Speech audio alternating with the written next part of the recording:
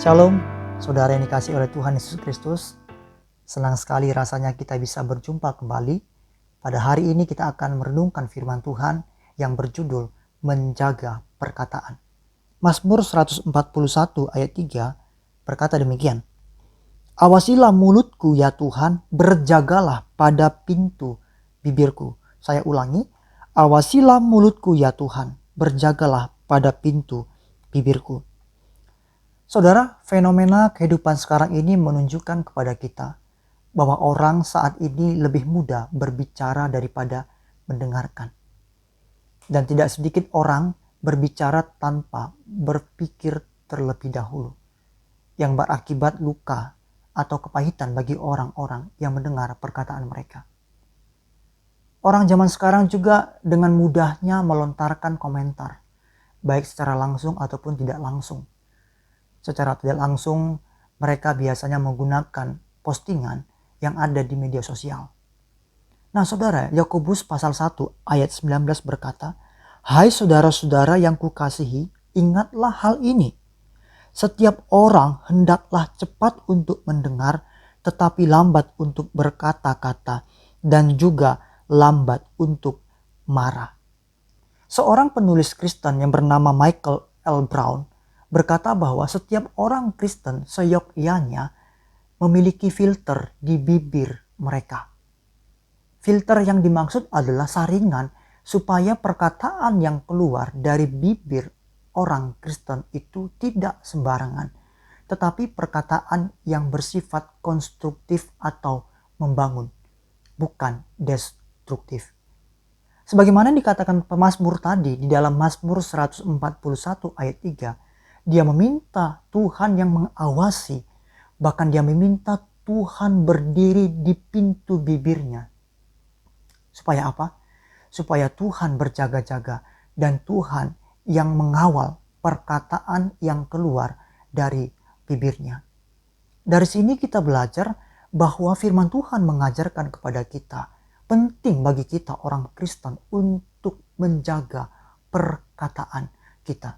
Ada beberapa alasan kenapa kita harus menjaga perkataan kita.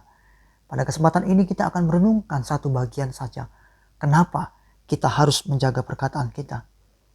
Yang pertama adalah karena perkataan itu mempengaruhi hidup kita. Amsal 18 ayat 21 berkata demikian. Hidup dan mati dikuasai lidah. Siapa suka menggemakannya akan memakan buahnya. Dari ayat ini kita pahami bahwa perkataan itu memiliki dampak yang besar dalam hidup kita. Bahkan Alkitab berkata hidup mati dikuasai oleh lidah. Apabila kita memperkatakan perkataan yang baik, perkataan yang positif, yaitu kebenaran, maka hidup kita akan mendapatkan atau menikmati buah dari perkataan kita. Sebab setiap perkataan itu akan menghasilkan buah.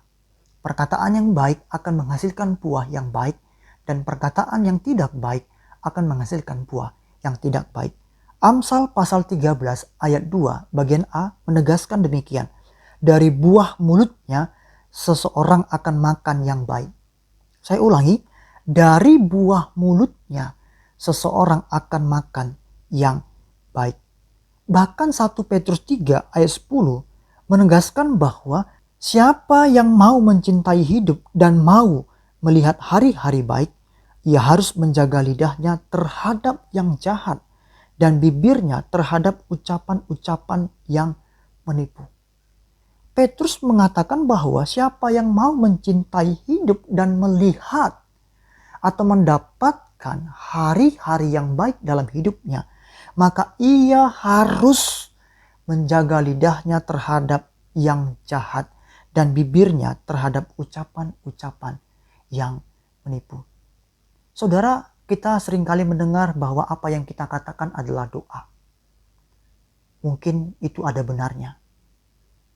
Apa yang keluar dari mulut kita itu sesungguhnya berasal dari hati kita. Perkataan yang keluar dari mulut kita itu merepresentasikan kondisi hati kita. Makanya tidak jarang orang ketika merasa kecewa, merasa marah, jengkel di dalam hati. Seringkali perkataan-perkataan yang kasar, yang menyakiti hati orang yang keluar dari bibir mereka. Karena keadaan hati yang tidak baik. Saudara, ketika kita memperkatakan perkataan yang buruk, maka perkara atau peristiwa kejadian buruk pun akan menghampiri kita. Tetapi ketika kita memperkatakan perkataan yang benar, yaitu firman Tuhan, maka berkat dari Tuhan itu akan turun bagi setiap kita.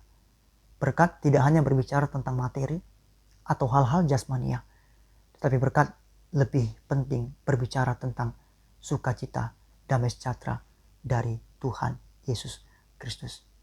Mari hari ini kita belajar untuk menjaga perkataan kita, karena perkataan mempengaruhi hidup kita.